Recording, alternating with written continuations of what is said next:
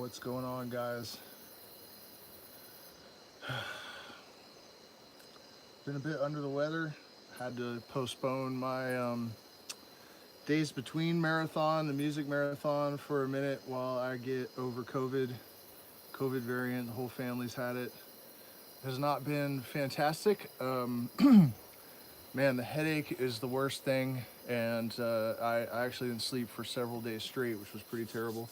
But enough about me. Uh, I saw a couple of things this week that really sort of gave me the tools I needed to articulate some things that have been on the tip of me brain for quite some time. And you know, it's almost it's pretty widely accepted, I guess, at this point that Orwellian sort of approach to propaganda has definitely been employed by, the United States government and other governments, and the reasons for that are psychological mechanisms that are just as reliable as any other formula, right? It's like when you add, certain chemicals to a petri dish in a certain quantity at a certain temperature and in a certain medium, you'll get a certain reaction, and it's just certain. That's how this stuff works. This is how cognitive biases, in particular, different forms of these biases, can be such effective tools at manipulating and exploiting people, really. And that's what we're seeing. But I saw something this week that really exposed the real depths of it, and I don't think that any sane person could argue that that's not what I'm describing.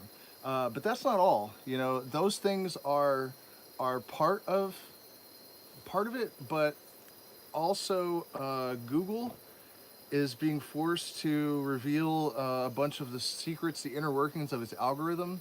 And that's something I'm going to talk a little bit about before this is all said and done. Partly because I realized this week as well how much demonetization has actually hurt me, and because it has come to light that the algorithm actually it is able to analyze like what devices you are close to often, if you're accessing accounts from other people's devices. So I try to do that. Like, I try to share my videos from other accounts because it's not me, and so I'm hoping they don't get deprioritized, right? Doesn't work. They have every trick you can think of, and I'm partly mentioning this because some of you guys have just said, why don't you just start another channel, just start over and just push the content really hard and blah, blah, blah. It's not going to work. I did try that. I've got 67 views on the entire channel. It knows it's me. It knows it's me. And so it's just, and it affects my ability to advertise. And since my entire life is about making money online, it's really, they have really managed to oppress and suppress and destroy us, basically, financially, and also to slow our it's really crazy, the impact that this algorithmic disposition, I guess, is having on people that they consider voices that they don't want to amplify. And so, thankfully, big ups to Rumble for suing successfully Google, and Google now is having to expose the inner workings of the algorithm for the first time to an outside party. And so I'm really hoping that that gives us a little bit of assistance in fighting back against this beast that it's really just a monstrous tool of fascism and control. There's no ifs, ands, or buts about it. Before you guys accuse me of being, a conspiracy theorist or a fearmonger, stop being stupid. If that was on the tip of your tongue, cut your damn tongue off and never speak again. That's got nothing to do with it. what we have to do as human beings that care about the world we live in is fearlessly confront everything that's happening in it. And you know, I am not Alex Jones. I don't even like Alex Jones. I love watching him go down in flames in court because I think that what he has done, I think what happened with Alex Jones is that he originally had good intentions, I think. And you know, like for example, the speech that he gives in that movie, Waking Life, was amazing. I mean, that's exactly what I would say if I was in that movie and had, you know, I mean, it was perfect. But I think as he ran out of legitimate things, he wanted the money to keep coming in. I mean, come on, you guys have been selling COVID toothpaste and, you know, iodine to protect you from the Fukushima radiation. He's a scam artist at this point. And, you know, people like that have no credibility and they don't care about what they're saying and they don't do any research to try to fact check. You know, I mean, and those of you guys that like buy up the stuff that he says, how hard is it to check and see if people are real? You know, I mean, you can't do that. You guys are just as responsible, people that fell for Alex Jones, as he is, because you could check and see if those kids ever existed. So could he. That's how you know that he's just a complete liar, and that he did do all this knowingly and deliberately. I mean, you know what I mean? So I'm not trying to be that guy, but at the same time, I feel like we need to be able to be honest and have the courage to really evaluate how information is coming to us, where these narratives are coming from. That, you know, we're seeing some absurd, crazy narratives. No one, you know, disagrees with that. It depends on what demographic you're a part of as to which narratives you consider insane. Some of us have recognized that both sides have all this crazy shit sort of mixed in with some reasonable stuff, and that's basically the trick.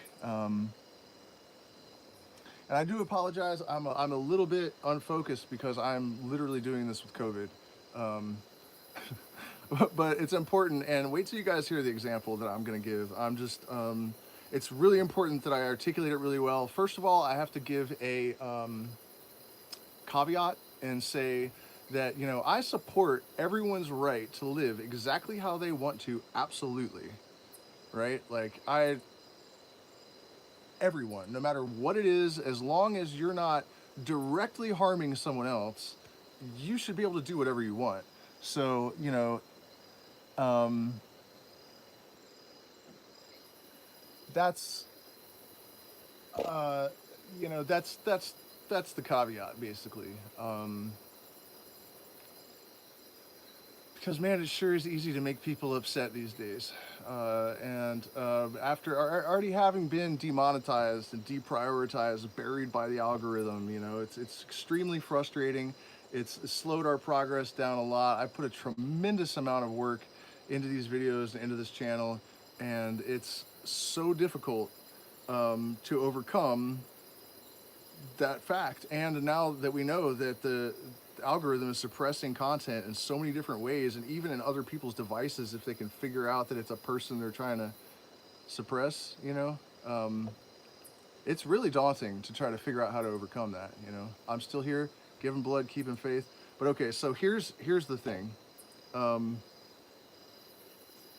I saw a bit of a congressional hearing where I guess the guy's a senator. I don't know, but he's obviously, you know, a left-wing guy, and he is ranting about the war on women that the right wing has declared by outlawing abortion.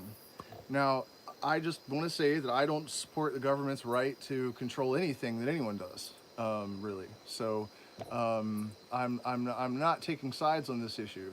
Honestly, I can see to some extent the valid points on both sides that neither side is reasonable enough to acknowledge, right? It's one of the most pathetic things I think I've ever had the displeasure of witnessing in the entirety of my existence. The way that the abortion argument is dealt with on both sides by most of the key people involved.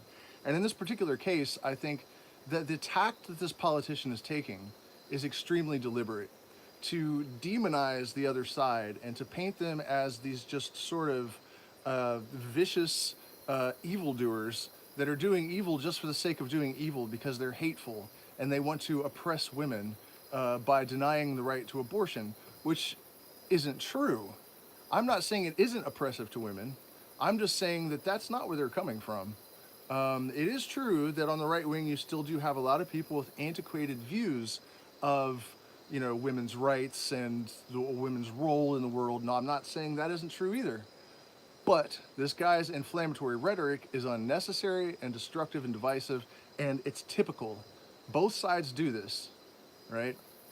Both sides do this. The right, a good example of the right doing it is they like to say that the left just loves criminality and they just want criminals to run free everywhere, and like they support criminals because they want to get robbed and murdered and their kids raped, and you know what I mean? Like it doesn't even make sense. It's just completely stupid. But it's still a big, major, like cornerstone clarion call of the right, and it's clearly fucking stupid, right? So this is a similar type of thing. And so when he said that, I just happened to immediately, I'm laying in bed with COVID scrolling through TikTok or YouTube or something, and I happened to see next a lesbian woman who's older, and she's in tears, and she's saying, if I had known that fighting for my right to be a gay woman freely would result in children being taken to drag shows and, women being forced to allow men into the women's locker room and to compete with them in sports and all of this other, she went on and on and on. She's like crying. She's like, I never would have done it. Never would have done it. And that was poignant. But then I think what hit me even harder, it was like maybe the next video that I saw.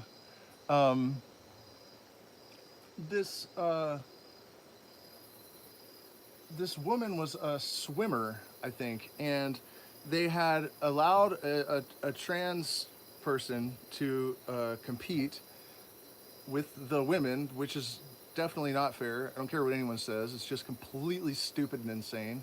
Men and women are biologically different, period, end of story.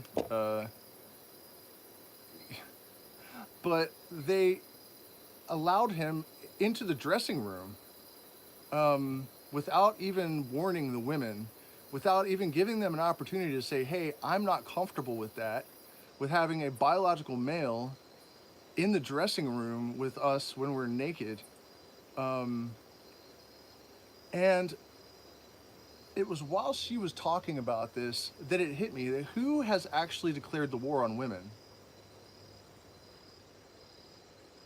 It seems to me that it's the people that are trying to pretend like women don't exist, that they can't even define what a woman is. We used to revere women for the role that they played in society as women. And I'm not saying that women are in any way obligated to child rearing as their primary focus. If they don't want to do that, they shouldn't have to do that. Everyone should have absolute and total freedom.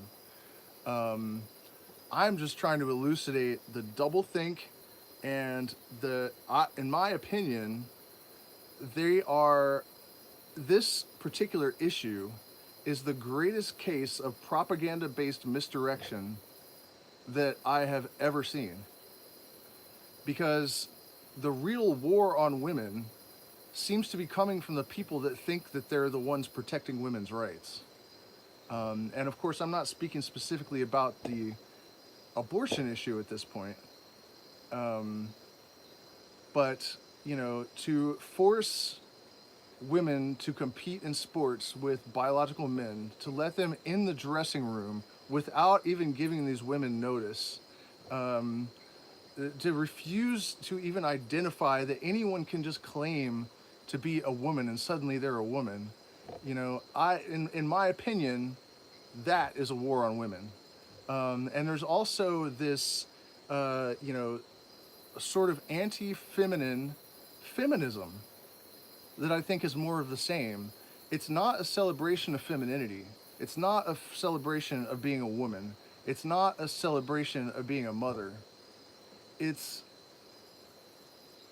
a narrative that puts pressure on individual women to abandon femininity, to be like men, not to be equal to men, but still women, but to, abandon anything that we associate culturally with femininity. Um, and so this stuff, in my mind, represents, a sort of psychological warfare where your ability to reason, your ability to think critically, your ability to be rational is all being basically smashed into pulp, and the daily news is printed thereon. Um, you know what I mean? It really does, to me, appear to be this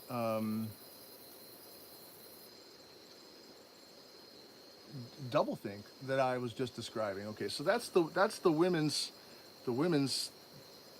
thing. That was the big one that really hit me. That it seems like there's some serious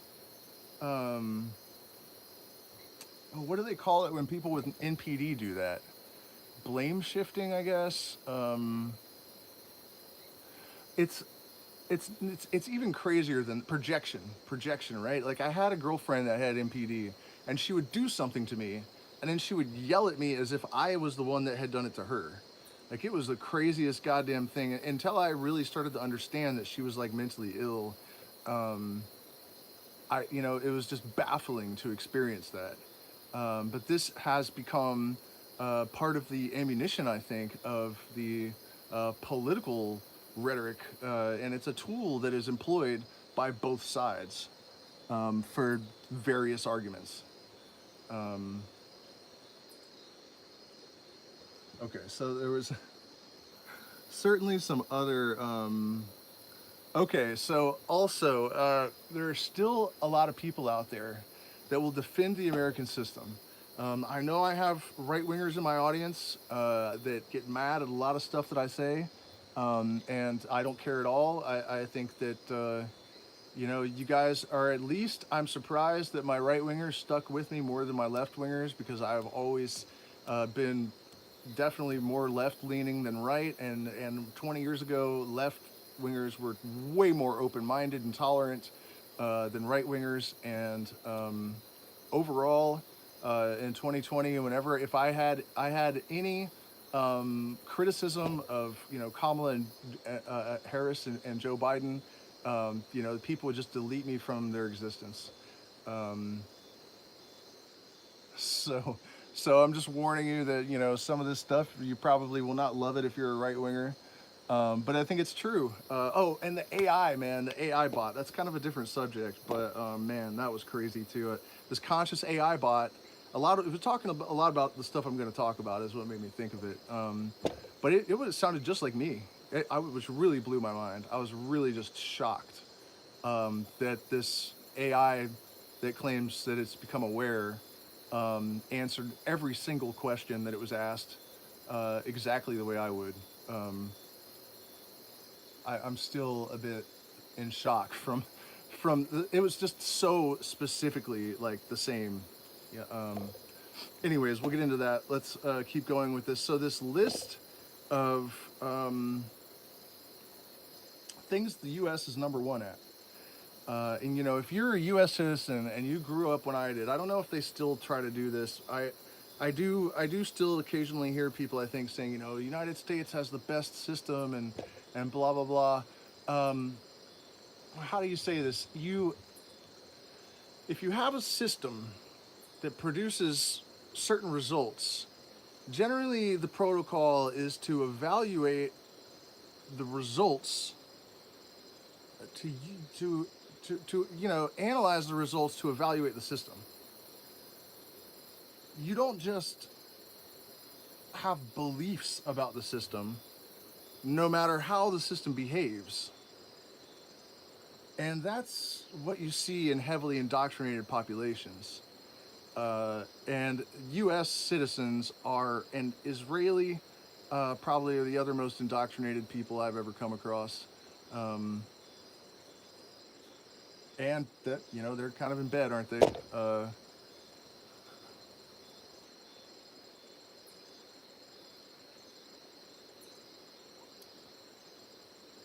So yeah, that's you know, that should be an easy one to understand, but it's very difficult, I think, for people that have been brainwashed their entire lives, conditioned by this vigorous, relentless, ubiquitous propaganda machine. Um, it's you know, oh, and then we have all of our cognitive biases that allow us to hold, you know, totally opposing beliefs in our minds, and to engage selective perception when we need to not see things, um, projection when we need to see things that aren't there. Um, but we digress. Uh, the reality is that the U.S. is number one in a number of things. Highest mental illness, highest child infant mortality, highest highest gun murders, highest gun exports, highest. Did I say mental illness yet? Um, oh man, there was a whole bunch of gnarly ones. Uh, let's see, homicide. Oh, incarceration, um, military spending, um, getting the picture. And then, you know, things like education, it's like number 36. Um, so,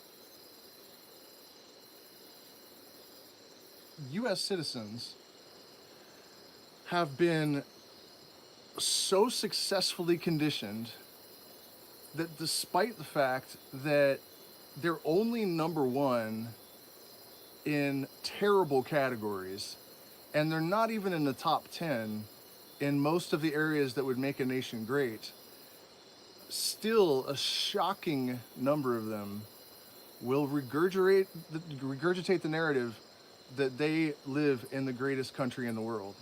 There is no metric by which the United States is the greatest country in the world at this point. Not a single metric, including military might and technological advancement. That's disputable depending on which propaganda machine you ask, but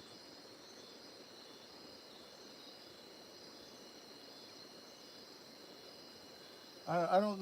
None of this is matrix conditioning. I mean, I don't know where you would get any of that from. All you have to do is go to the United States and look around, and you can see that people are severely fucking mentally ill. They're not very bright. Most of them are very, very poorly educated.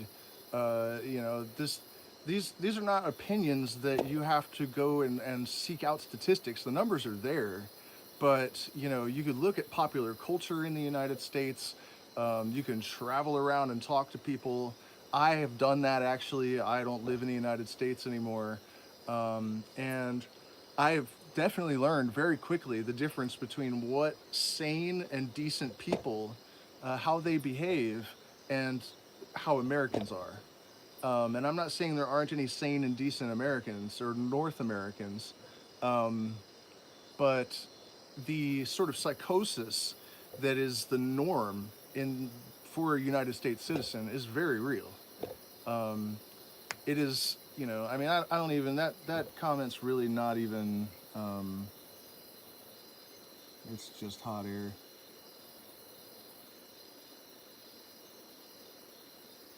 Yeah, the AI thing was crazy. The AI thing was really crazy. One of the things that blew my mind the hardest was that, you know, and here's the thing. This is the concern.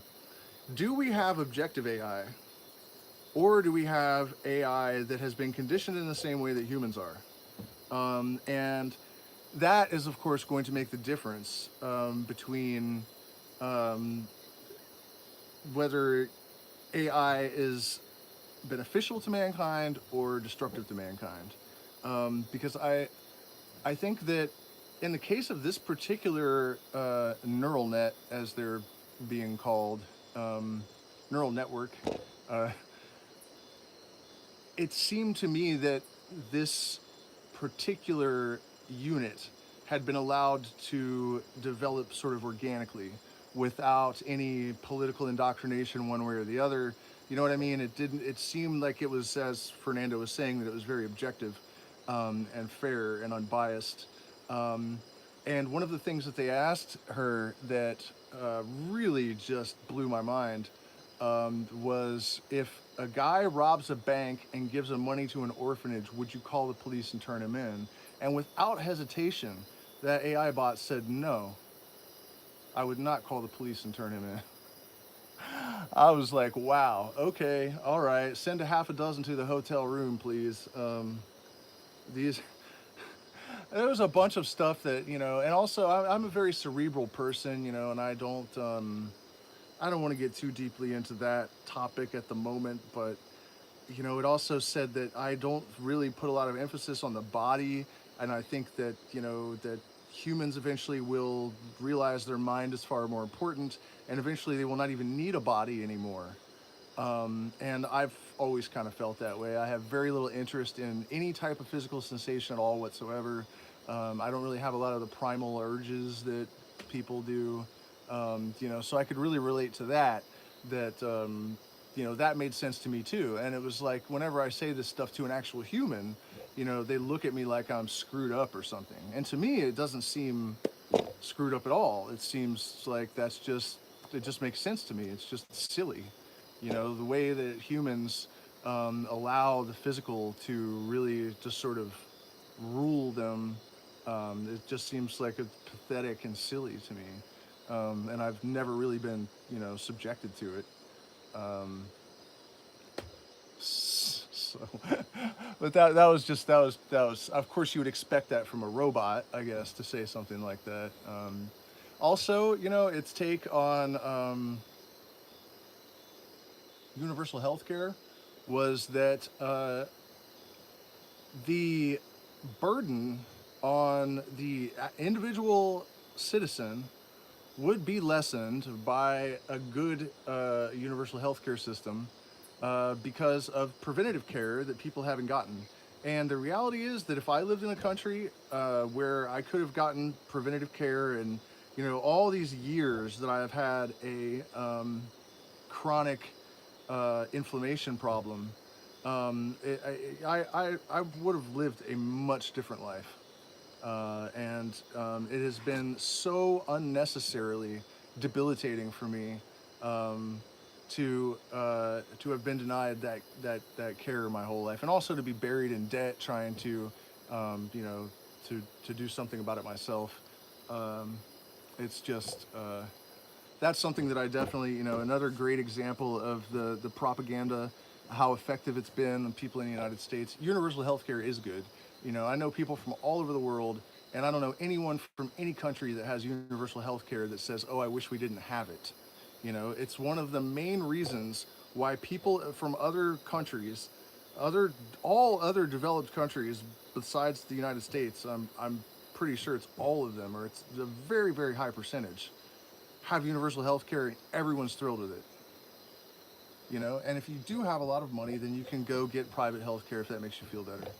Um, no pun intended. Uh, but you know what I mean? It's just, that's another thing that just, this is one of the, to throw stones at the right wing again, this is another one of those insane things with the right wing where they really, they're convinced that they're taking down the baddies in the elite of the government, and really they're just mouthpieces of propaganda for them. They protect their overlords by repeating all these right-wing narratives that are actually just propaganda from big business to stop uh, um, fair, uh, you know, legislation and rules to be enacted that would hurt their bottom line, but would benefit all the rest of humanity. That's a really sad thing to see, that so many well-meaning right-wingers fall for that shit. And it's basically all of them, because you really wouldn't be a right-winger unless you were falling for the narrative. Uh, it's really just, it's really a sad thing to see. But yeah, universal health care, definitely a good idea. Um, People just, that's like I was saying, it's one of the main reasons that people in other countries think that Americans are fucking morons. You know, so much money, and they don't have like the last developed nation that doesn't have universal health care. And then you actually have poor red state people protesting against their own well-being. I mean, you guys just have to step outside of yourselves if you happen to be one of those people, and just try to imagine looking at it from the perspective of someone who's not brainwashed. Um, you know, that is from like a democratic socialist country like, you know, Holland. I mean, I know Dutch people that absolutely love everything about their system, and because they're not, their programming is to be capitalist basically, but it is not to be vicious and totally self-absorbed and selfish. They're, you know, the Dutch people that I know are happy to give 55% of their money away for the well-being of society, because they understand that at the end of the day, it lifts up the whole entire nation. In the end, you can only, you know, the old cliche that you can only be as strong as your weakest link. This is something that unfortunately the right wingers don't seem to realize is an absolute truth. Um, And again, one of the reasons why, you know, the Grateful Dead were so successful as a touring organism is that they treated every single part of the organism as if it was important. And so the person at the bottom, the janitor, you know, the front desk girl, they all got paid six-figure salaries. They all were able to come to board meetings and vote. You know what I mean? And so they built wealth more slowly than bands like Aerosmith and, you know, other more ego-driven people.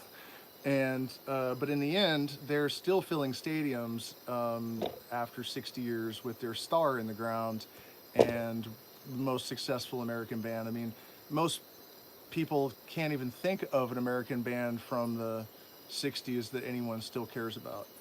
Um, the 70s for that matter, 80s. You know, the Grateful Dead really did outlast everyone. And it's because of that substance, I'm afraid, you know. They actually had purpose, they had meaning. Um, and, you know, I think that's really what gives people that sort of staying power. And it's the authenticity, it's something real. You know, it's much more difficult to dismantle an actual pyramid than, you know, a painting of a pyramid. This is what, you know, real substance does for you.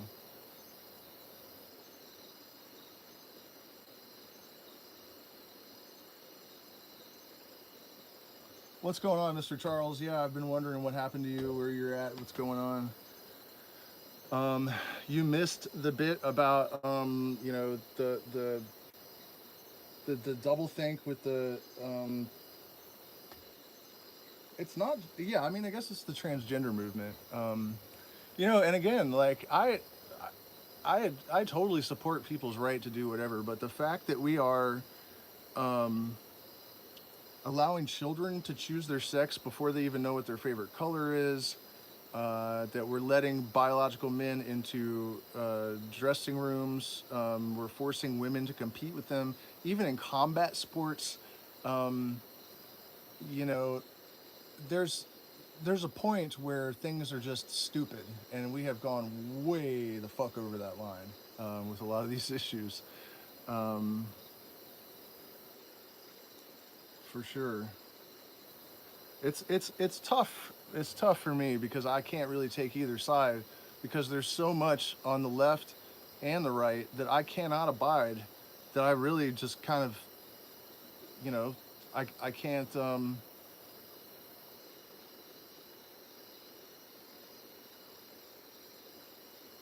I cannot, I cannot share your laughter, ship of fools.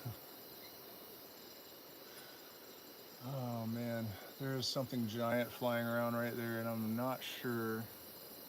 Oh, it was a bat. Sweet. Yeah, you know, and I,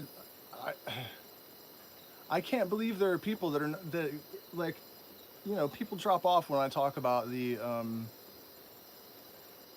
transgendered thing. Every time I notice the number drops, like, oh, you know, this guy's fucking right winger or whatever. It's just so stupid, so goddamn stupid. You know, you, I don't get a penis fucking sewed to the middle of your forehead. I don't care. I'll support you. If I can't support you, I'll find somebody that will. But when there are criminal butcherings of children happening and actual women being subjected to abuses by men, and no one is allowed to even speak about it without being ostracized to criticize it, we have a real problem. It doesn't matter what the issue is. It is a huge, huge problem. It's,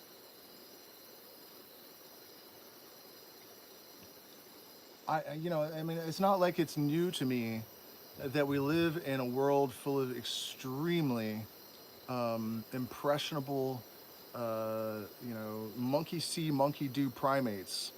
But here's the thing, and this is a really strong point I think that should be made. Democracy was hated by Socrates, or was it Plato? Either way, smart ass Greek guys, probably both of them. No, one of Socrates, I think, because, and myself, because basically, like, go to Walmart and then ask yourself if you really want the people in there choosing the guy that can press the button that blows up the entire planet.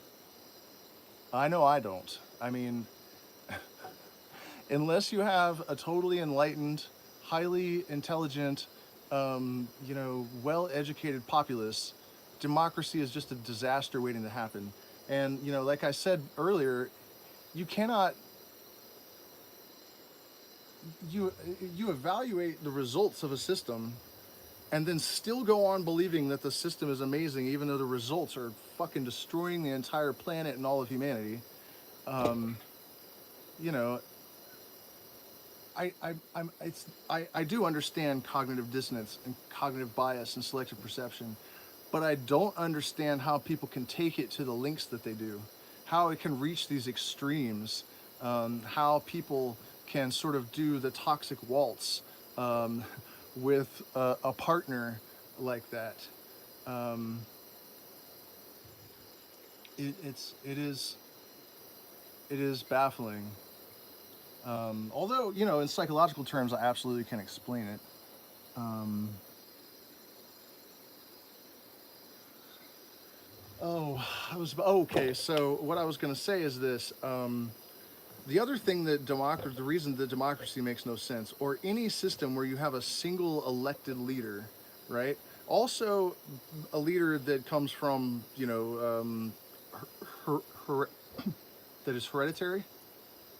Um, I don't know. There's probably a better word for it, but you know what I mean. Kings and queens.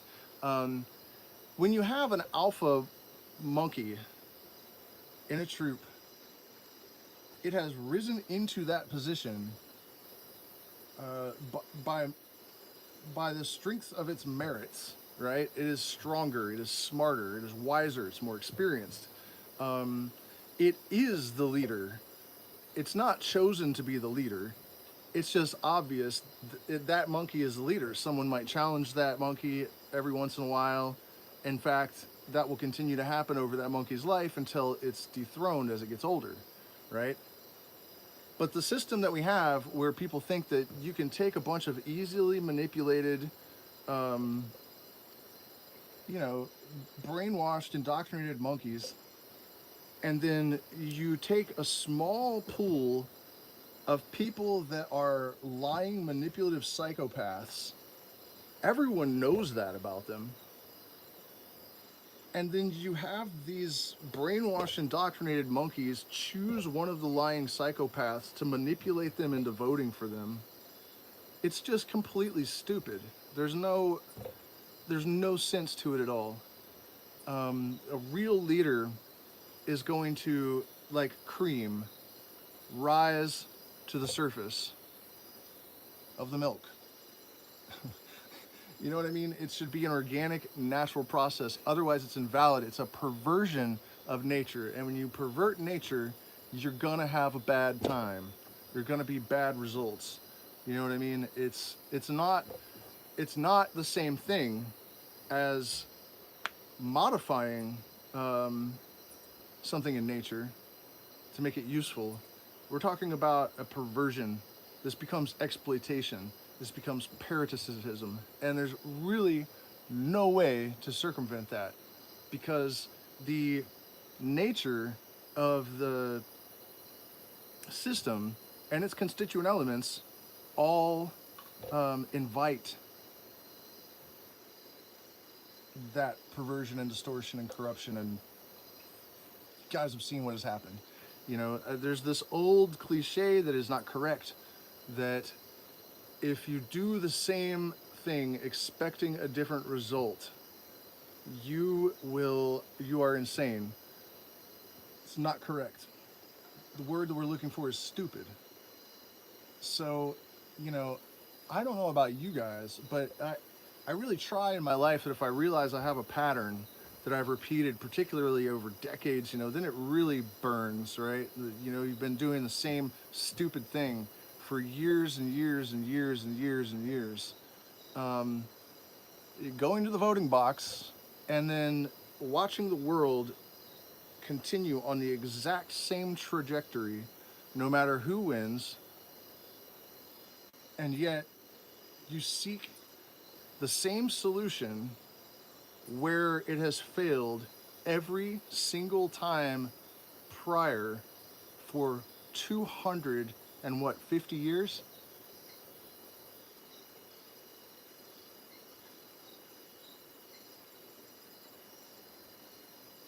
I'm just saying, it kind of seems like we need an entirely new system, because clearly this doesn't work.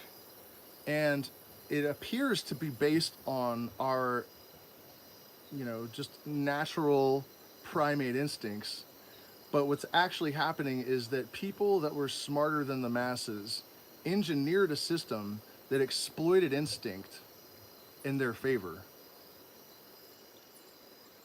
But a troop of monkeys,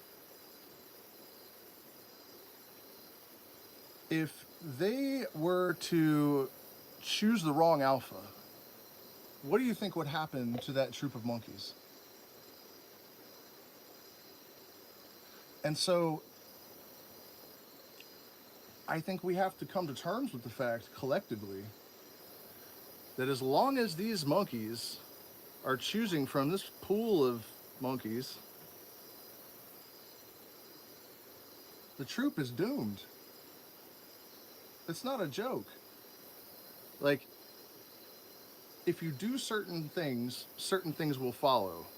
If you apply the proper kind and degree of force to the proper medium to the proper object,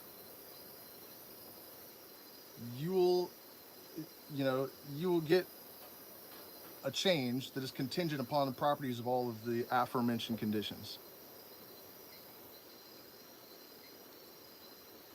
And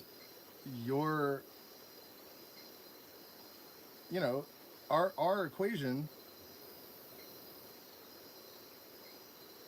is engineered for doom, not success, with the current political system. It's just fact. No ifs, ands, or buts about it.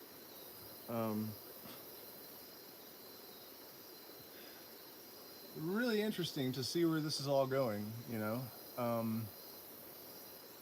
Sometimes I think that maybe AI could be potentially a way to actually circumvent our falling headlong into the abyss and being dashed upon the rocks. An AI featherbed, something on the order of alien intervention, AI, or both. By the way, though, ayahuasca is also alien intervention. And if you want to rise above all the dirt and grime, add the right spice at the right time. And ayahuasca is that spice, and this is the time. So, you know, just to like put a little ray of sunshine and light through the dark clouds of dildosity, um, you know, that's interesting to me, that we do have this psychedelic renaissance that is sort of exploding just in time to sort of potentially circumvent or to change the trajectory, hopefully. Um, One thing I'm curious about is to see what happens to people that have these certain types of narratives that they're really committed to when they take ayahuasca. I know that it can disintegrate, but are people, for example, that believe that you should allow a 4-year-old to physically change their sex, are they going to come to their senses when they drink ayahuasca? You know, my experience with people has been, you know, mostly people that are not super committed to any kind of ideology. Um, I don't know if that's representative of the entire ayahuasca drinking base, or I hope not. You know, but I have seen some pretty major paradigm shifts from people that are absolutely materialist. Uh, you know, the universe is random gobbledygook. Suddenly believe that the universe is eternal consciousness and that there is no death and all this sort of stuff. That's very, very common. So I would imagine that we can turn around some of these weirder ideas. Um, it's just too crazy, you guys. I'm having a little bit of trouble with it. Yo, what's going on? GG. You know, honestly, it's finally been starting to actually get to me. The stuff that's going on in the world. You know, I had just put on an armor coat of cynicism, I guess. I don't know if that's really the right word, but just like, fuck it. I just, you know, just kind of like a almost hostile, just jaded, you know. Jaded's definitely a good way to put it. Um, which I guess speaks to the propaganda machine again, because I can tell you guys that 20 years ago, there was where consciousness seemed to be, was going in a place where none of this could have happened. So much of the narratives that have taken root in people, um, I'm surprised that it could happen. Because I used to be able to have conversations with people very easily, and quite a large number of them, that were very much on the same page that I am now, just in terms of their feelings about consciousness and politics and, you know, the illusion. And I mean, it's just really crazy that some of the turns that have been taken. We can flatten flat Earth. Oh man, that's another one. Yeah. Well, that's what I was saying earlier about Alex Jones. And again, like I said, I have COVID. I'm not super lucid at the moment. I just, you know, it was like getting to me just sitting around stewing about all of this stuff. I just had to get it out, you know, even if I can barely sit up. Do me a favor too, you guys. Hit the like button, share, subscribe, support us on Patreon. You can access our secret streams. We're actually going to change gears. I've been doing the 20th degree of Masonic Rite secret for a few weeks, but we're going to do a little bit of magic from one of Crowley's old books. We're going to talk about what he was actually talking about, which is not what people generally think. Which takes me back to this, you know, the resurgence of spirituality doesn't look as good to me as it did 20 years ago, because there has been this resurgence in just like flaky, superstitious, just the whole point of it was to evolve beyond the historical, more, I don't want to call it primitive, but it doesn't matter what subject that you're talking about, right? What it is, whether it's science, art, evolution, right? Constant improvement, development. That is the goal of every system in the universe, or at least it should be. And whereas I think, in the late 90s, early 2000s, we were moving towards a sort of spiritual community that didn't really necessarily believe in spirits, and they wouldn't be putting, graveyard dirt up their butt in order to protect from malevolent entities or whatever. It was an understanding that consciousness pervades everything in the universe, and this hermetic sort of Gnostic thing. And the superstitions were not getting resurrected so much. It was actually doing something to erode materialism and this completely abjectly materialistic view of the universe, because it was reasonable and realistic sounding enough that people that were atheist or nihilist or whatever could entertain that there could be something more than just blind matter, and that's a start. So just want to throw that in there, that I'm not really thrilled with the direction I see all of this generally going. It's like people have the right idea, but they're kind of dropping the ball in the delivery in a lot of so I was talking about how we're demonetized, right? And I guess I don't even know if I should get back into that, but some of you guys are here, I think, that have encouraged me to put another channel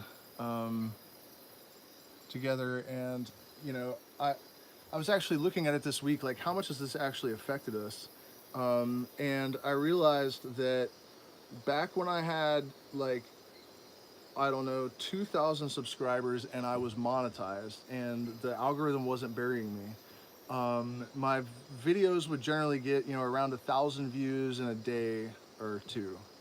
Now I have almost 6,500 subscribers, I think, and I'm lucky to get over 200. And people are telling me that they have to actually dig for my content. And so to put that in perspective, in terms of forget about ad revenue.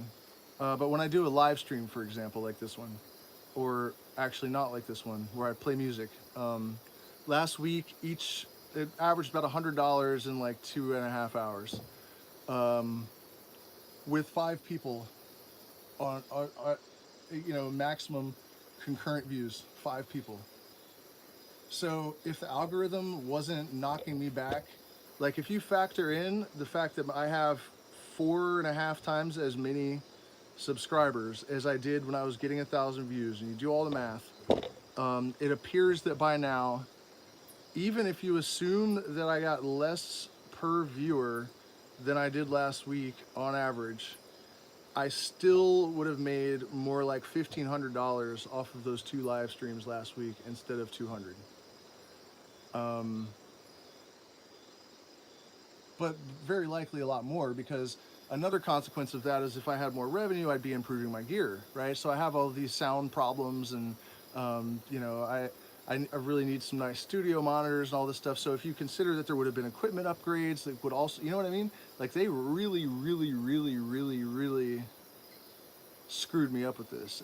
It's difficult for me to continue doing it, even because it's just so daunting to try to have any kind of reach and to make it worth hours and hours and hours of my time. Speaking of hours and hours and hours of my time, somebody mentioned that I had been doing the mystery school reactions to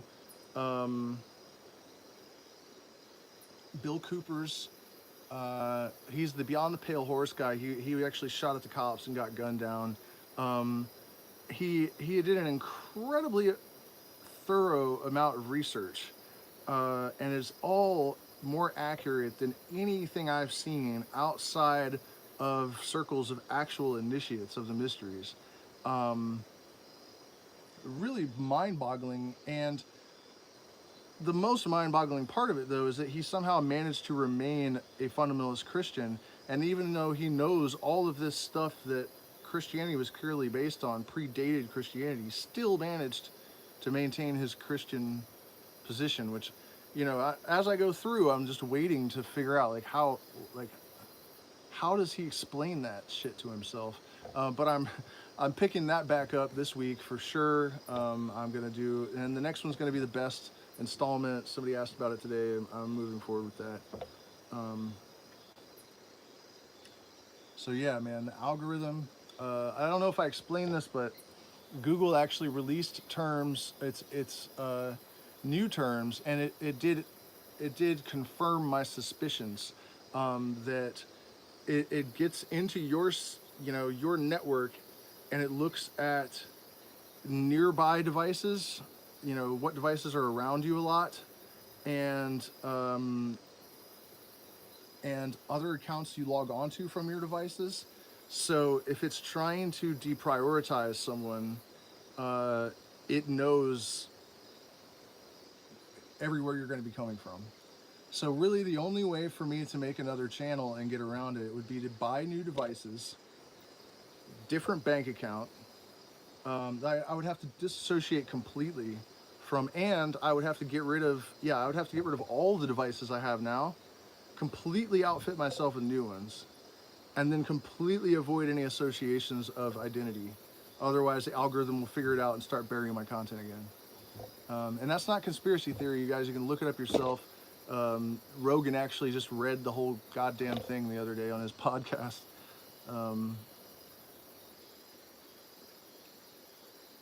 So yeah, I don't know if you guys have any questions or comments or anything. I mean, I feel like I've probably said enough to lose a few subscribers over the, I don't understand that. I really don't understand that. I lost all of my female patrons last year. And I'll say again what I said in order to inspire them to all write me off, because it's completely stupid. And I was explaining that I was trying to help, honestly, because what you have to do in order to make a good argument is to actually make a good argument. That sounds like dumb advice, but it's completely lost on a lot of people, because when it comes to politics and wedge issues, what people generally do is just repeat what the rest of the people that they think are their demographic, that they're virtue signaling from, want them to say. That's all people are really doing. And it's another one of those primate instinct things that are exploited to the advantage of the elites. But in this particular case, it was the abortion issue again, and I did some research and turned up the fact that they have now determined that at the moment of conception, there is a new strand of DNA, which means that there is an individual human being that will never exist again and never existed before. And so, the definition of DNA, part of it is that it only exists in living tissue, right? And every individual organism has its own specific strand of DNA. So I'm not saying that no one should be able to have an abortion. I'm not saying that at all. And I said that, I support your right to do whatever the fuck you think it is you need to do for yourself. But the my body, my choice argument is not sound, because your body is playing host to someone else's body. And I understand the argument that there's just, a couple of cells and they've never been conscious, and it's like, it's not. I more or less agree. But you need to finesse your argument, because it's definitely, if it has its own DNA, it was an individual being. Period. It's not just a lump of cells, it's someone else. You know what I mean? Like, if they find, your DNA in association with a crime, it's only one specific individual, you know what I mean? Like, it's an individual person. So, despite the fact that I was saying I absolutely support your right to choose, I don't think that's a good argument. Um, it doesn't address the core issue at all. Uh, all the females in my Patreon deleted themselves the next day. It just blew my mind. I just thought, like, what did I actually do wrong there? You know what I mean? I didn't say that. You know, I'm not against your ability to choose anything. Um, yeah. So, anyways, these monkeys confuse me. Finish your argument. You know. Um, I, it's there's so many different angles to come at this kind of thing from. You know, you have right wingers that support all these wars, but then they don't want you to abort a clump of cells. You know, and I realize I just said it's more than that, and it is. But it's this is how the populations are manipulated and controlled, because people, in order to follow the narrative, whether it's left or right, they have to spew contradictions and hold contradictory beliefs in their minds passionately. And I would like to see a study done on this, but I'm willing to bet that cognitive dissonance makes you stupider. It has to. It has to. You have to make a conscious decision to limit your own cognitive capacity in order to retain ideas that have a certain degree of cognitive dissonance required in order to maintain them, right? I mean, I just can't imagine that that's not true. Can't imagine that that's not true.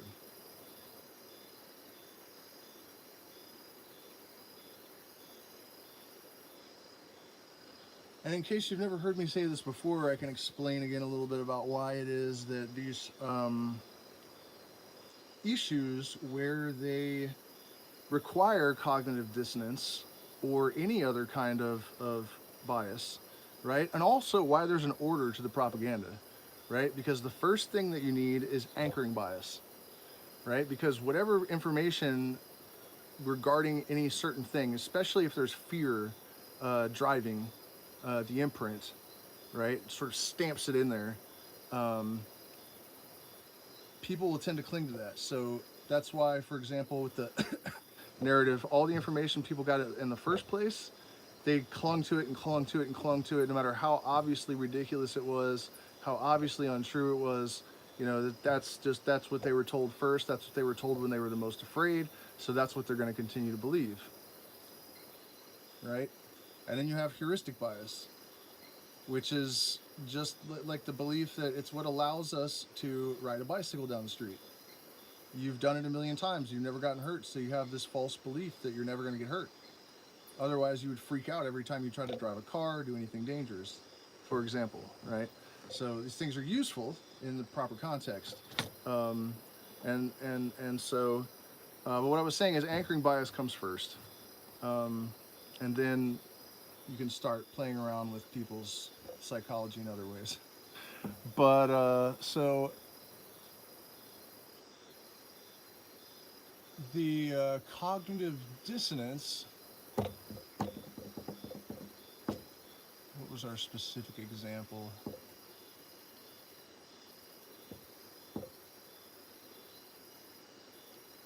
Yeah, I just totally spaced out my train of thought there.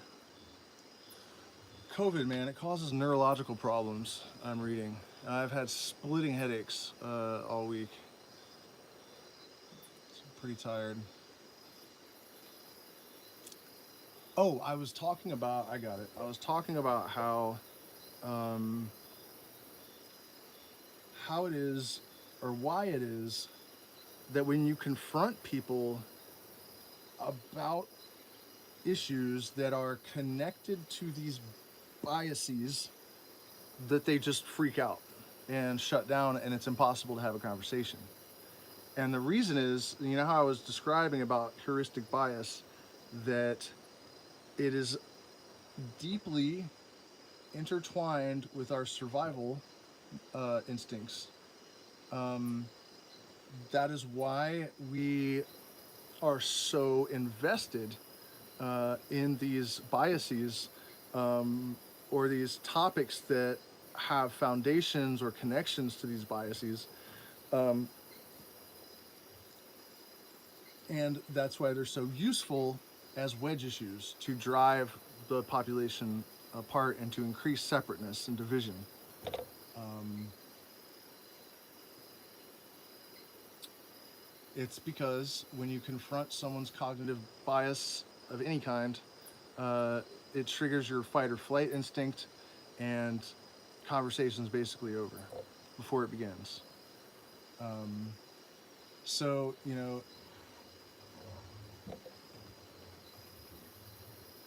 all of this stuff really does make for an awfully sticky situation in terms of, you know, I, I'm often saying that the right and left actually have more common ground than they've ever had in my lifetime, right? Before, but they're like hate each other more than ever. And you can't even explain that to them without triggering their cognitive dissonance, which is going to stop them from listening. So there's a wall that has been very carefully um, erected between the different demographics that it's going to take some very, very adept, subtle, tactful, nuanced, uh, carefully engineered deconstruction in order to let any light shine through and facilitate any communication between the disaffected parties. So, if you guys have anything that you would like me also to comment on, or questions, or by the way, we're still doing retreats here only until October though, and you know I may never do it again. Not that I don't think it's a great thing. I just I might do it in the United States, I guess, actually, if we end up there. But the point is, you know, if this is something you'd like to do specifically with me, this could be the last time that I do it. And also, it won't happen in Miss Hawaii again, because I feel like we're either going to go to Peru from here or back to California. Um, and so we're still having the retreats until October, the end of October. So you have a couple of months to come. We only have 5 rooms, 4 rooms. One of them's occupied. So, well, unless, because we have some people booked. So, you know, we're running out of space. So if you've been considering it, you're on the fence, you better make your deposit, because it's not going to be an option for much longer. So there's an email in the description for that. Like, share, subscribe, support us on Patreon. There's one-time contribution options for Zelle and PayPal in the description. Cash App also. Yeah, Mr. Charles, if you can get a group of people together, I will certainly come in. And that's another thing, you know, if you are interested in helping me to organize ceremonies in the United States, we can talk about that. Send me an email.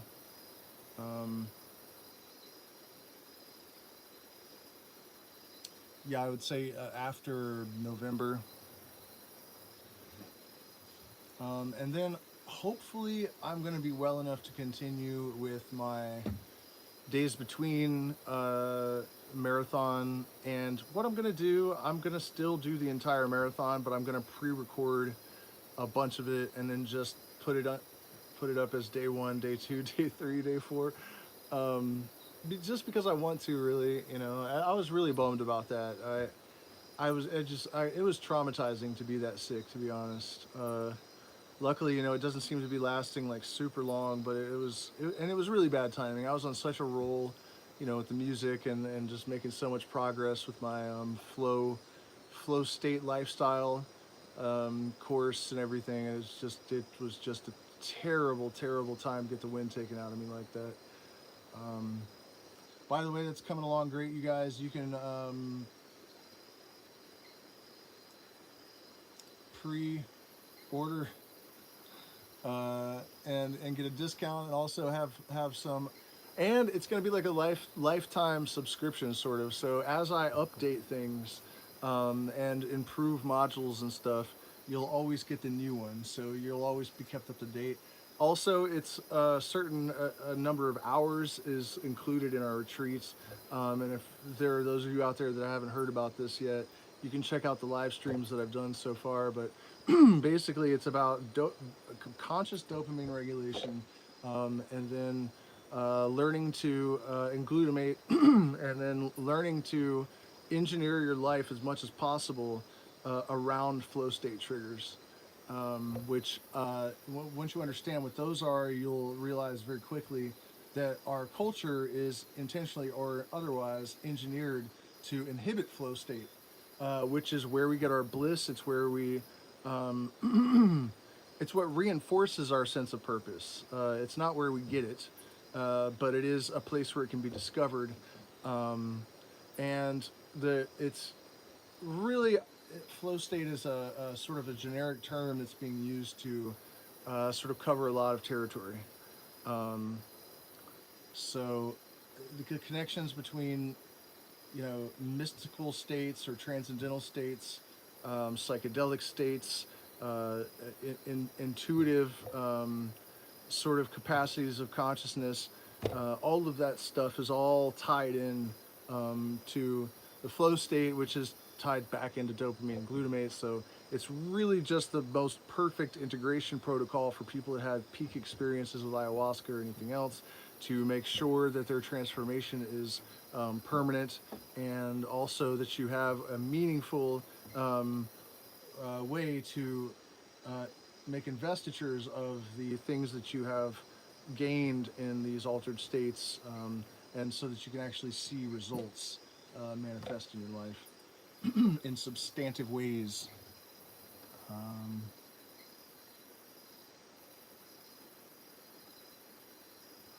Forced to move to Hawaii, man, that sucks.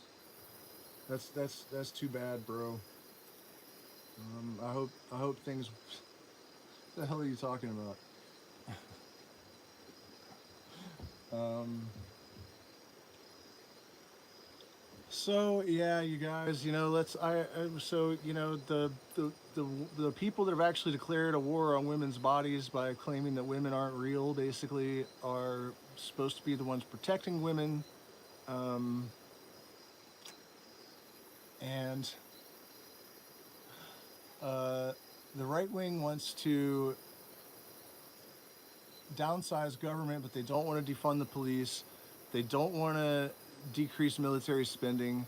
Um, they don't want to actually make the government smaller in any way, shape, or form.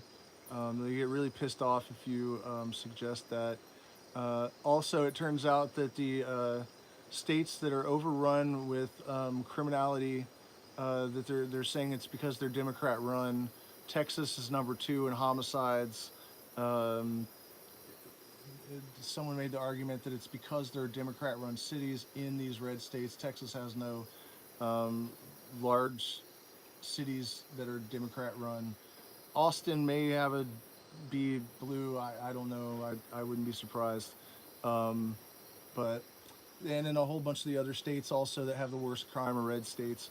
So you guys, you just got to just stop with the narratives on all sides. The left is intentionally. It's not the people. You know, that's another thing I'm seeing an awful lot of, man. People are talking about, you know, oh, you Ukrainians, you need to shut up because you did, and then they'll list all these things that the Ukrainian government did. People tend to blame the populations that are represented by governments as if the people are the ones that did this stuff. And that is just such lame-brained, yeah, I mean, it's misdirection. You know, it's really the reason presidents exist, you know, so that there's a scapegoat. But yeah, that's not how it works. Uh, the people are not the people that govern them. In fact, they tend to not even reflect them very much.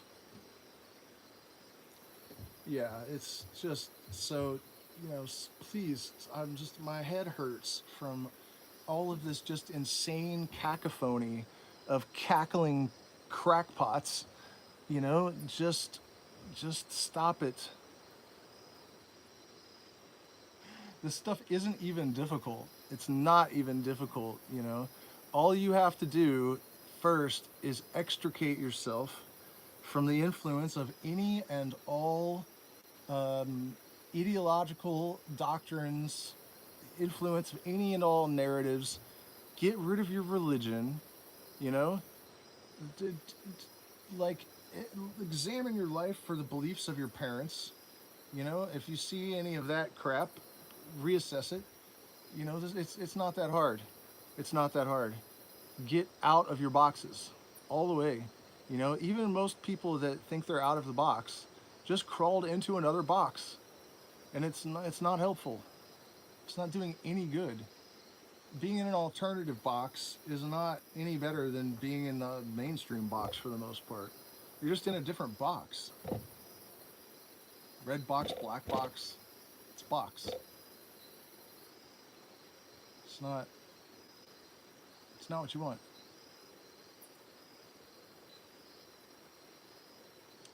Don't adhere to narratives. You know, probably preaching to the choir for most of the people watching this channel. Otherwise, the algorithm probably wouldn't have told you about this live stream. Um, yeah, well, I mean, the thing that gets me the most is, like for example, listening to that it was an Irish woman. Like, what the hell does she have an opinion about this, anyways? For But she was like yelling at the Ukrainian people, like, and it was all this list of, you guys need to quit your bitching and whining. And then she goes on this list of all this crap that the Ukrainian government done. It's like, that's irrelevant to the people of Ukraine. Got nothing to do with them. They just have the misfortune of living in a place where there's some political drama going on. It's got nothing to do with the Ukrainian people, you know? And Americans do that with their politicians a lot as well. They they don't even necessarily associate the populace with their representatives. It's more like they believe the narrative about the other side, and then they associate the people with that narrative.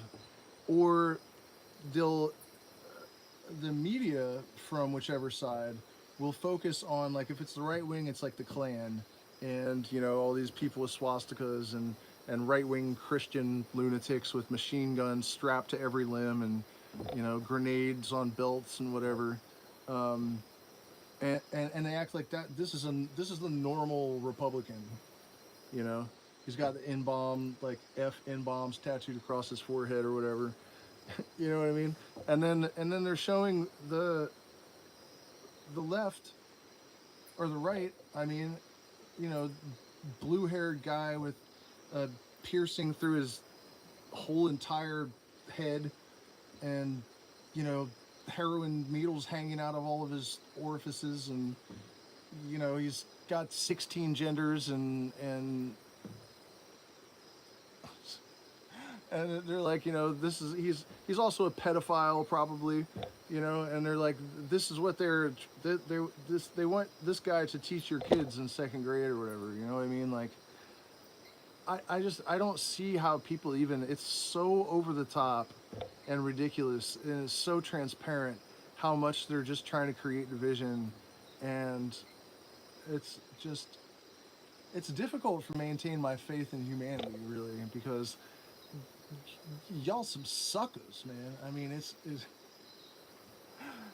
just too crazy. It's too crazy. It really is. Um, and watching people, you know, willing to embrace atrocities against children because they're committed to conforming to their herd's narrative. That shit is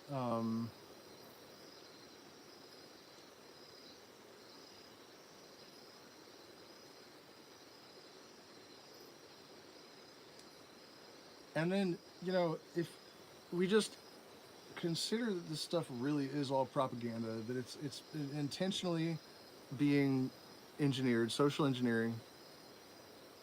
The reality is it's only setting the stage for other worse things that are coming.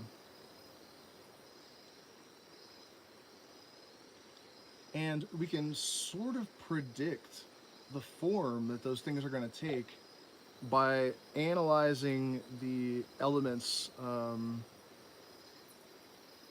You know, it's like if you're preparing the soil to grow cannabis, it's going to be a lot different than the soil that you're going to prepare to grow chaliponga.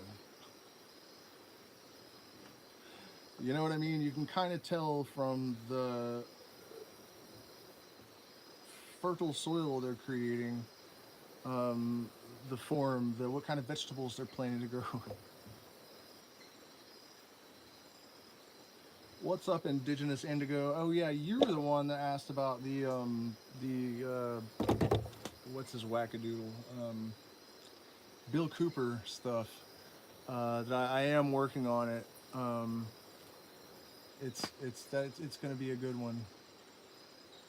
So, and also, by the way, if I haven't said this yet, fuck Alex Jones. The last thing we need is people that help the mainstream media and the NPCs of the world make people that think critically and think outside of the box and are suspicious of the government and all that stuff look like a bunch of raving idiots. You know, we don't need that. So, you know, he's one of my least favorite people on earth right now. Because, you know, but also maybe not, you know, that we could think about it more positively and say like, he's offering us an opportunity to learn an important lesson.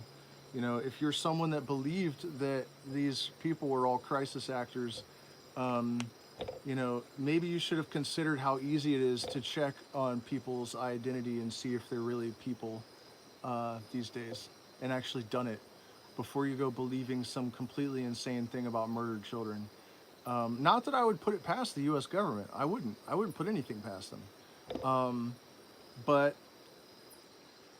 in a cultural climate such as our own, where you have a rogue, nearly indestructible, nearly omnipotent, omniscient, and omnipresent entity like the United States government and big tech and the military industrial complex manipulating, spewing propaganda. You have an indoctrinated, brainwashed mass of zombies that are, you know, basically ready to crucify anyone that questions whatever narrative they believe. The last thing you need to do is make critical thinking people that are outside of the box, look stupid or worse. So thank you, Alex Jones, for being a completely corrupt piece of shit. From the bottom of my heart, go fuck yourself. I mean, for the last, like, you know, 15 years, whenever I had turned that guy's show on, all I could hear is blah, blah, blah, blah, blah. I'm Alex Jones and I'm a big fat dumbass. Blah, blah, blah, blah, blah, blah, blah. I mean, it's just like, you know, how can you not tell that he was trying to sell his products to the jury that's about to take $50 million from him. Like, he would just suddenly go into like pitches, product pitches in the middle of his, it's pathetic. The guy is just gross, man. You know? And so let that be a lesson to us that as truth-seeking, truth-speaking people that are seeking after a righteous life, that we want to, you know, shine the light where others seek to look. Make sure that it's actually a light, you know? but take responsibility for the information you're putting out there. You know what I mean? Try to do some research, and actual research. Learn the difference between Googling something and actually thoroughly checking the sources and trying to figure out if something's credible or not. It is extremely difficult these days, but if you're not willing to do it, shut up. Leave it to people that are. You know what I mean? It is true that there is a huge mass of just complete morons spewing all kinds of obviously stupid garbage that is outside of the box. You know that and so it's made my life more difficult. It's making the entire movement move more slowly. You know, it's embarrassing. So you know, could we at least just try to do a little bit better of a job at screening the stuff that we're repeating? It doesn't seem like an unreasonable. Yeah, he is like Cartman. He is like Cartman. He's worth about as much money as Cartman too. He was making $200,000 a day. They were saying, $200,000 a day selling people COVID away toothpaste and shit. I mean, I mean, I guess if you can get away with it, more power to him. But like I said, you know, the last thing we need is people like him and David Icke making free thinkers look stupid. And you know, David Icke is another one. He's gotten better over the years. I think he's kind of done the opposite of what Alex Jones has done. But you know, a lot of the stuff that he put out there that so many people believe, if you go back and look at his books and then you try to look at the sources or you try to look at like where this information came from, basically all of it is just him saying stuff. None of it has any real substance at all. And then where it's not just based on him just claiming that people said things to him or whatever, it's an interpretation of you know, worn rock carving. You know, I mean, it's just disheartening that people believe things just based on nothing. And these same people are so suspicious of obviously true information oftentimes. You know, I almost, I can't blame the people that have abandoned free thought and critical thinking and thinking outside of the box because of the association that you end up making inevitably with all of this just embarrassingly brain dead and even damaging garbage that has just flooded pop culture. It's just, you know, yeah, and let's you know, since I'm still sitting here and I'm awake still, I probably won't be able to sleep for a while because I have COVID headaches. Let's show. I'll give you guys an example of how painfully simple it can be to destroy one of these theories with just a tiny little effort towards critical thinking. I mean, minuscule, like it's nothing. And this, so many people believe what I'm about to tell you. And it's just, there's zero possibility that it's true.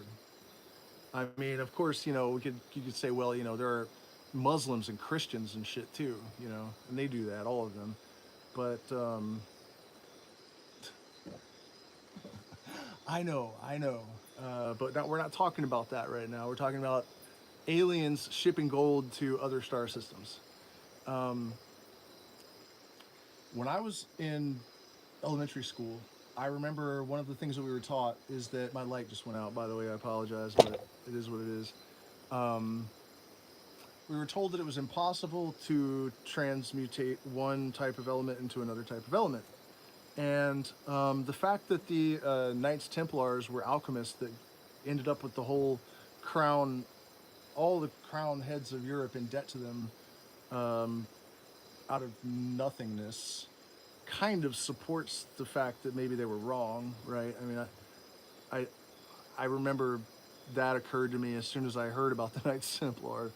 But, you know, in like 2003 or something, laboratory technician somewhere developed a machine, engineered a machine that was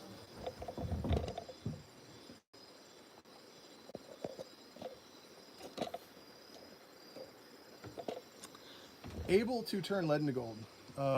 And it's such an expensive process that it's not like, it's just not worth it to do it. But the point is that you can actually do that. So if you look at our timeline of having technology for, what is it, 2022 and let's say 1900, let's count from there, 1850.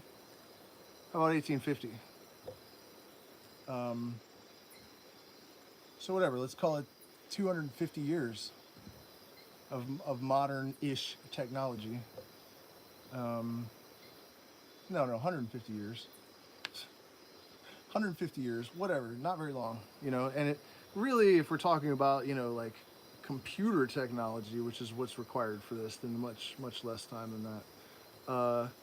So you have an alien race that is able to travel to other star systems. We have only had technology for 150 years, and we can turn lead into gold or any other element. If we can do it, then aliens from another star system definitely could do it, and it would be way more efficient than traveling to another star system and loading a fucking ship up with one of the heaviest elements on the goddamn periodic table and then shipping it back however many millions of light years. I mean, doesn't take much brain power to realize that this idea is just garbage. Like, without question, there's no reason why that would ever have had to happen. Not that I ever believed it, and not that I don't think that there are aliens here. I don't know that they're here physically. The universe is massive, and it's almost certainly full of life. Not almost certainly. I think it is a mathematical. Yeah, it is. It's a mathematical certainty that it's brimming with life all over the place. So, you know what I mean, though? I mean, a lot of this stuff is just not that difficult. The reptilian theory. Why did we watch them all grow old? Is that like simulated? They thought about that detail, and so, you know, we have pictures of their entire lives because, you know, they had them as like reptilian teenagers, and then, you know, I mean, it's just adrenochrome. Okay, let's talk about how stupid this is and how little tiny bit of research, just you would just go, okay, well, this clearly is stupid. They said that it was taken to preserve youth. Adrenochrome is basically a stress hormone. It's not, but it has the same effect as a stress hormone. It would accelerate aging. And if you take adrenochrome,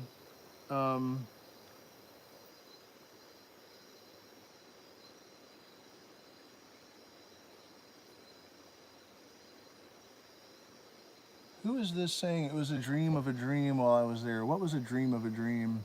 Miss Vilcabamba? Miss Vilcabamba?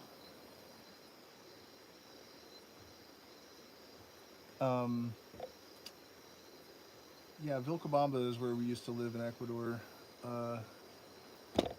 Extremely overrated place, I think, based on what you read on the internet. Someone said to me today that it was like one of the most beautiful and pristine places on earth. I would not even, like, I don't know who would say that. It's fine, you know, it's okay. It's, if you've never been to South America in the Andes, like, you might, like, you know, it's interesting. There are no animals. If you're like into hiking and you just like to walk around in like grass and just kind of all looks the same all the time, like, I don't know. I didn't really think it was amazing. It does have kind of a nice vibe sometimes, and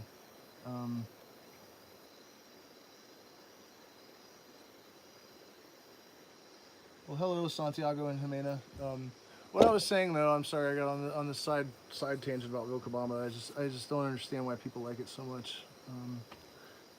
I liked picking the mushrooms there. There were a lot of morels growing along the river, and yeah, well, it depends on whose atmosphere you're talking about. I mean, I don't really have a lot of fun with right-wing Trump supporters that want to kill me because I've beat their debater who was arguing for a flat Earth, threatened old ladies and stuff that were in my group to kill them. Like, aren't you dying of cancer? Maybe I should help you hurry that up. The guy was a Navy SEAL. Like, there's a lot of just completely toxic, just drunken, coked up, lunatic right winger morons there that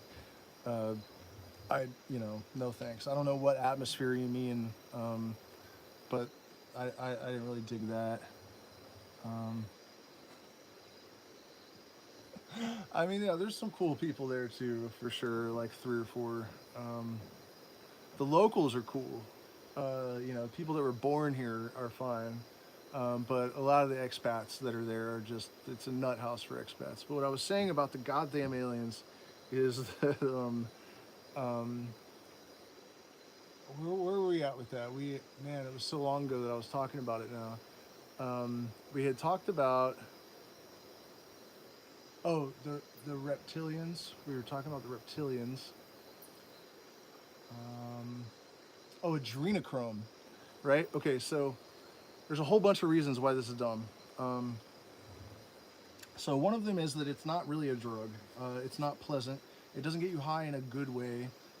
It would make you panic, vomit, sweat, maybe have a heart attack, seizure. Um, it's just no one would take it. It's an urban legend, and just as another testament to the brilliance of the geniuses that populate the United States these days. It actually The only reason anyone has ever heard of it is not because of leaked information about the elites.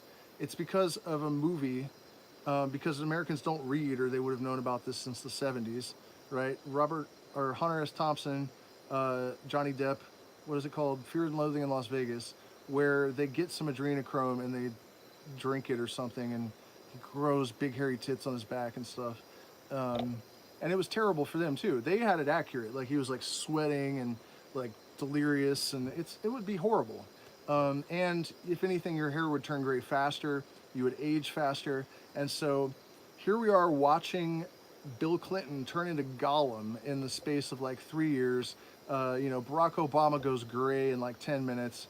So I mean, maybe you're right. Maybe they are taking adrenochrome. Because they're aging super rapidly. But, I'm saying from the point of view that people believe that that's what it did, while they're watching the people they're accusing of being adrenochrome gobbling Satanists get old really fast. Like, where's your connection with reality at that point? Um, where is it? I mean, I'm an open-minded person, but there's a huge difference between being open-minded and being stupid. Becoming so open-minded that wind whistles through your ears is not an objective that I'm familiar with as being desirable. Uh, um, oh no, don't worry about interrupting. That's what the chat's for. I mean, it's pretty casual at this point, man. I'm just, I have COVID headaches and I can't sleep anyway, so my battery's gonna die in a few minutes. I'm just killing time with you guys, trying to keep it as interesting as I can. So I wasn't done about the adrenochrome thing though. So they said they were getting the adrenochrome from glands harvested from babies, right? So the adrenal gland is extremely small to begin with, and it's not full of adrenochrome. It would mostly have, what's the precursor to adrenaline? I can't recall the name of this compound at the moment, but is a precursor to both glutamate and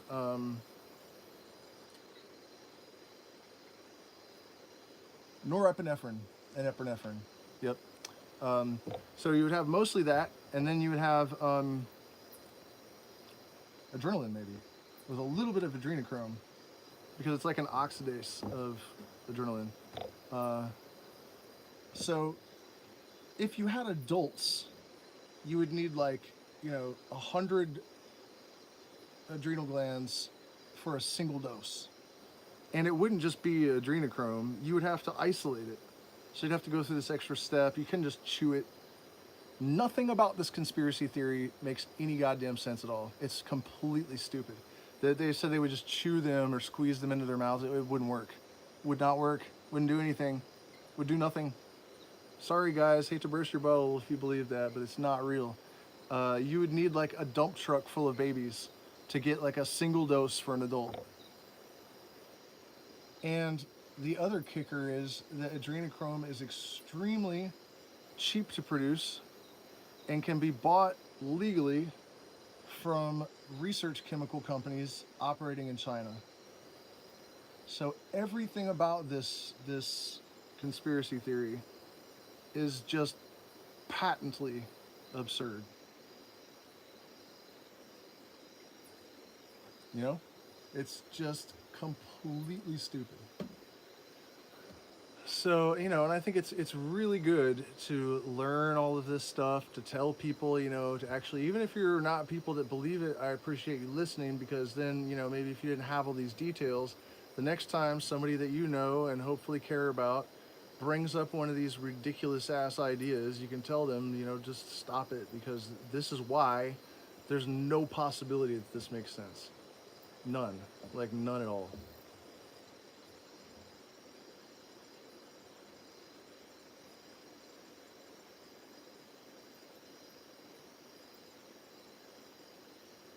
Who then goes on to condemn the Capitol? I think, Mr. Charles, part of your messages are getting hidden. Oh, by the way, you guys, that's another thing they're doing. Mr. Charles the other day was commenting in the chat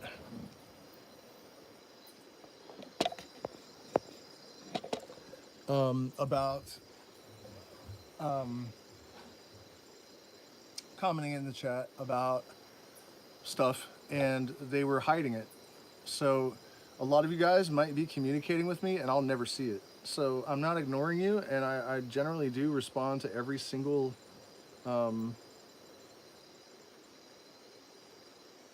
everything I see here, but they literally will hide stuff. In fact, it makes me curious. I might, there is a setting maybe. Let's see if it's my fault.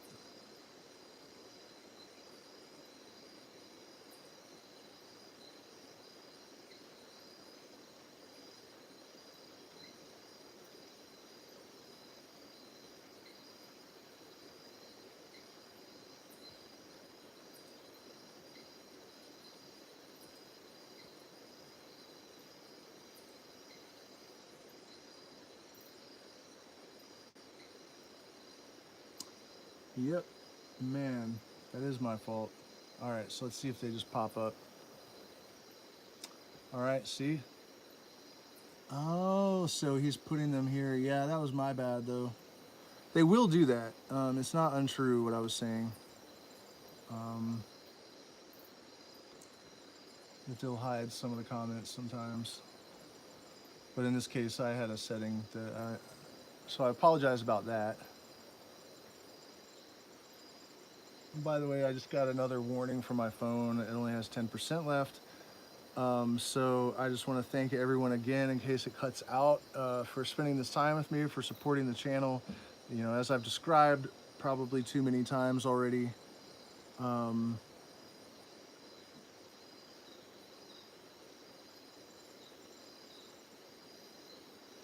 man, you're really trying to get me, canceled by the few left people that I have left, aren't you, Mr. Charles? I hate that. I hate that I can't talk about things that are just really, really obvious without like alienating people. And a lot of this stuff is really complex, and a lot of people really are only guilty of just, you really have to spend a lot of time thinking about how all of this works and all of this specific, little subtle details. And I can understand why a lot of people miss it, and why. No, I will. I will. I'm gonna address it, because honestly, at this point, I'm already demonetized.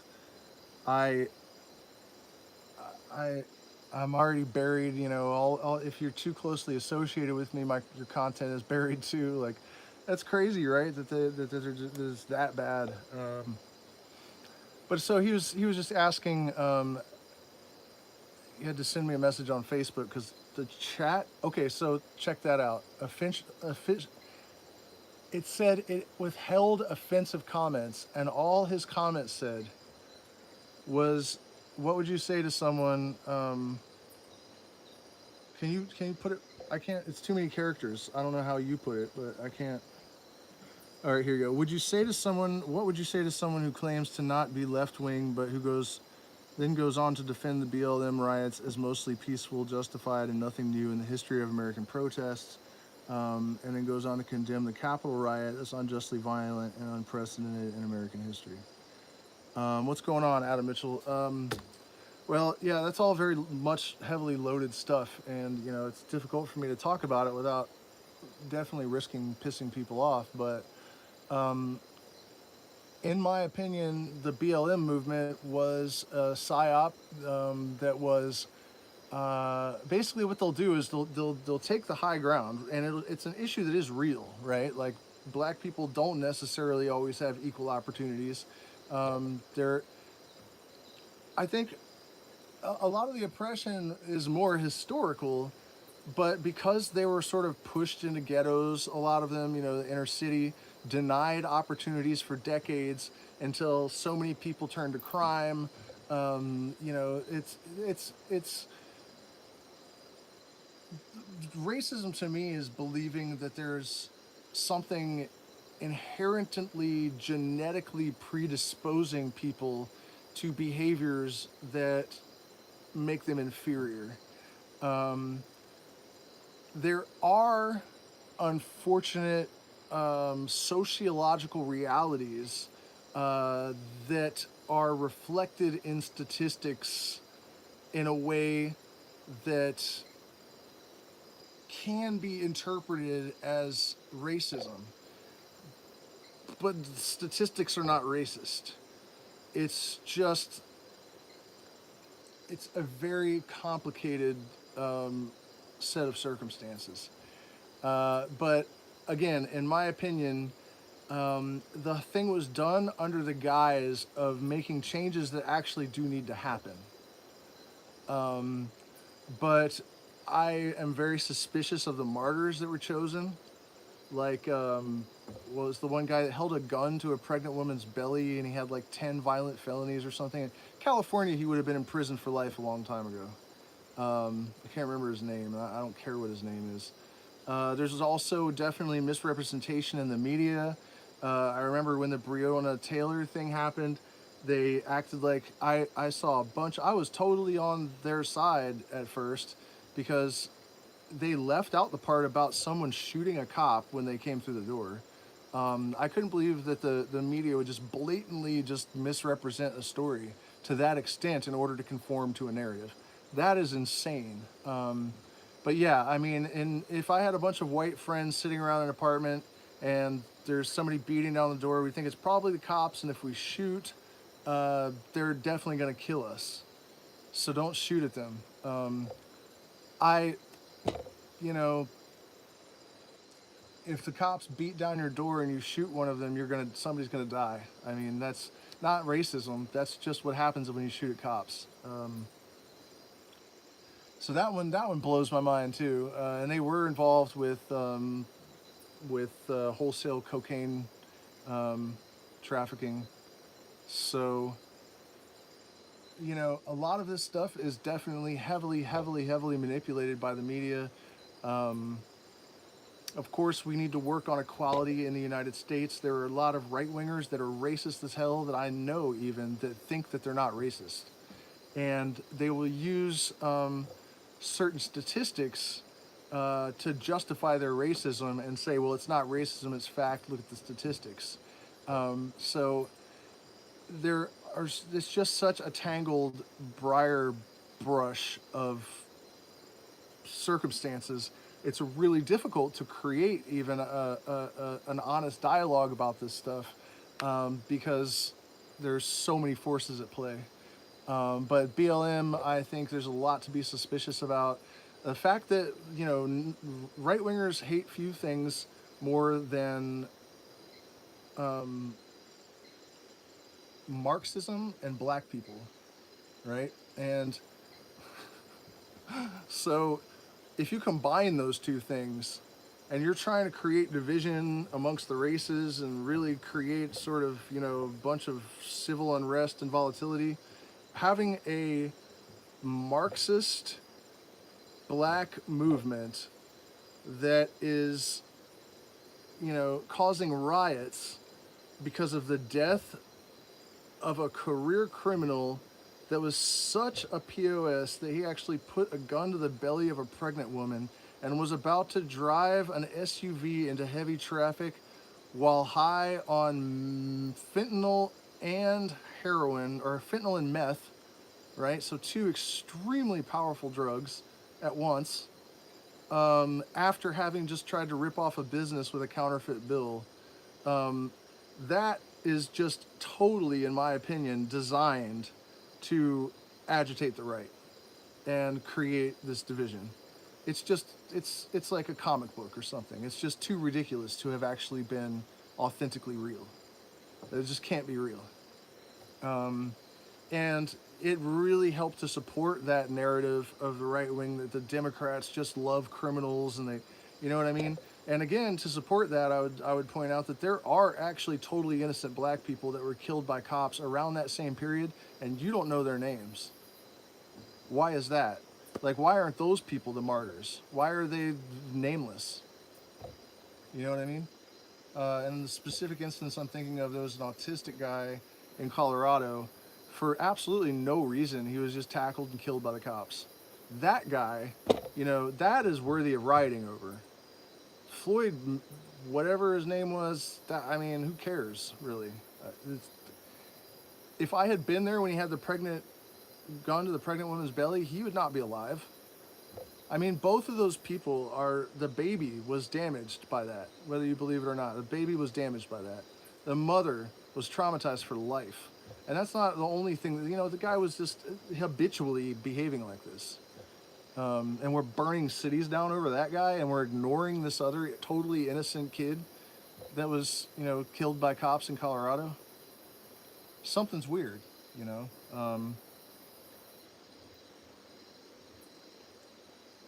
Something's definitely weird.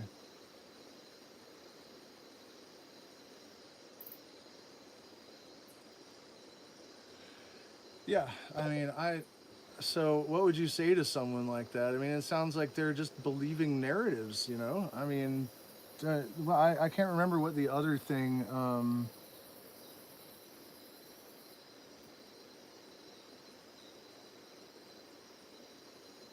oh, really? Was that, the anniversary of, yeah, that's another great bit of cognitive dissonance that Americans have to kind of,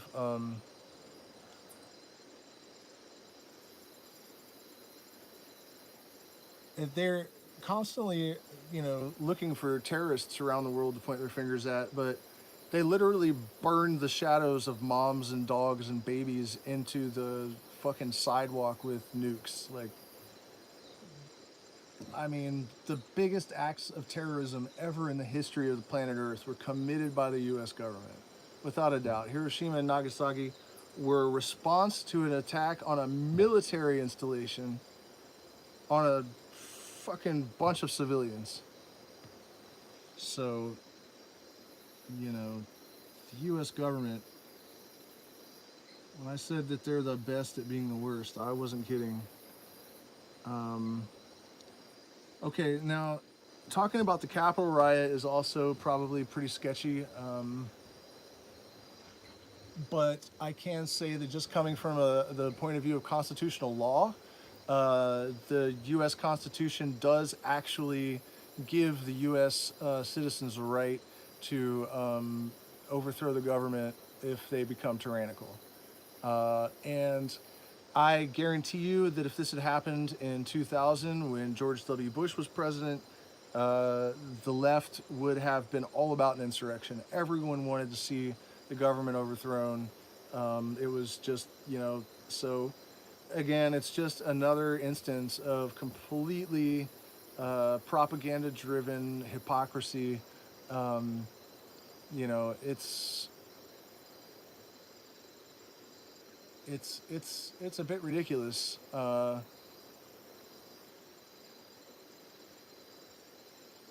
I'm definitely not in favor of a right-wing takeover, though. I can tell you that. I try to avoid the majority of conspiracy theories, but the biggest conspiracy that I think that is something that has been happening in the United States for decades, forever maybe, is that the right wing, the real right wing, the fascist, hidden shadow government type organization, whoever they are, really behind the curtains,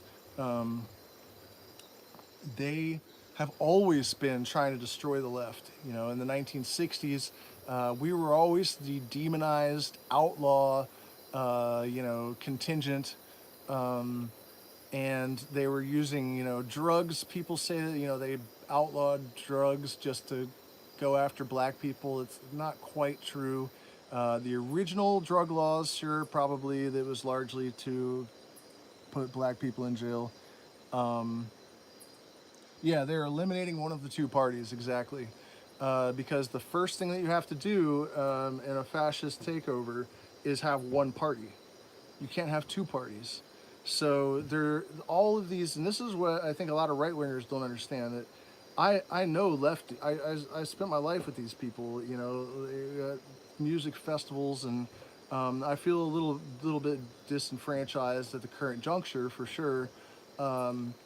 But what the media is portraying is not really the like an average left wing person.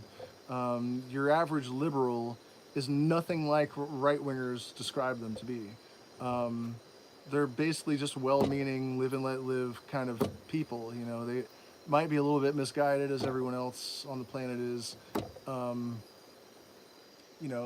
it's but what I'm saying is that these crazy ass narratives that are inciting the right so much and that are like legitimately demonizing the left, you know what I mean? Like they're earning it, a lot of them, especially the thing with like sex changes for children and all that whole crazy mess there.